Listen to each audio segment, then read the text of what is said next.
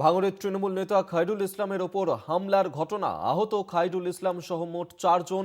ISF এর বিরুদ্ধে অভিযোগ, ভাঙড়ের তৃণমূল নেতা খায়রুল ইসলাম তার উপরে হামলা চালানো হয়েছে। জাহাঙ্গীর হোসেন আমাদের সঙ্গে টেলিফোনে রয়েছেন, প্রতিনিধি, বিস্তারিত জানবো। জাহাঙ্গীর, কে বা কারা হামলা চালালো, কি অভিযোগ করছেন তিনি?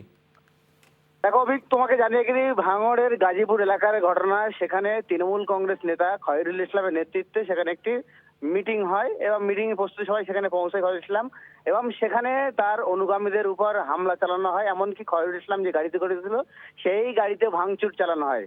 খয়রুল ইসলামের সাথে যে কয়েকজন ছিল, তার মধ্যে 3 জনকে বেধড়ক মারধর করা হয়, কয়েকজনের মাথায়ও ফেটে যায়। প্রত্যেককেই জিনেঙ্গা প্রাথমিক স্বাস্থ্য কেন্দ্রে তারা চিকিৎসাধীন।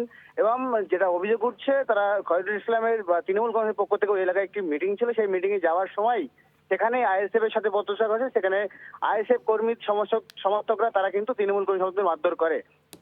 এই ঘটনার পরেই কিন্তু খবর পাওয়ার পর পলিহাট থানার পুলিশ ঘটনাস্থলে পৌঁছে ঘটনা নিয়ন্ত্রণের চেষ্টা করে। পাশাপাশি প্রত্যেকেই যারা আহত তাদেরকে জেরেনগা চিকিৎসাধীন।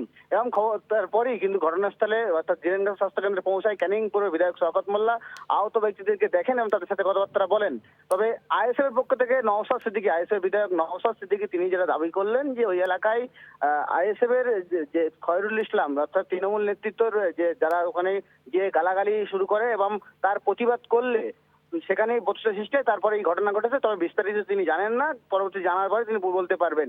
তবে শওকত মোল্লা, ক্যানিংপুরের বিধায়ক শওকত মোল্লা, তিনি যেটা জানাচ্ছেন, ওই এলাকায় যখন পৌঁছায় সেখানে কিন্তু মেন ফেলে অর্থাৎ যে ট্রান্সফরমার ছিল সেখানে তার মেন ফেলে দিয়ে রাতের অন্ধকারে তাদের তৃণমূল কর্মী সমর্থকরা হামলা চালায়, তাদের মারধর করায়। তবে গোটা ঘটনাটি তদন্ত শুরু করেছে পলিহাট থানার পুলিশ। অভিক, ধন্যবাদ জাহাঙ্গীর। জাহাঙ্গীর হোসেন টেলিফোনে ছিলেন প্রতিনিধি।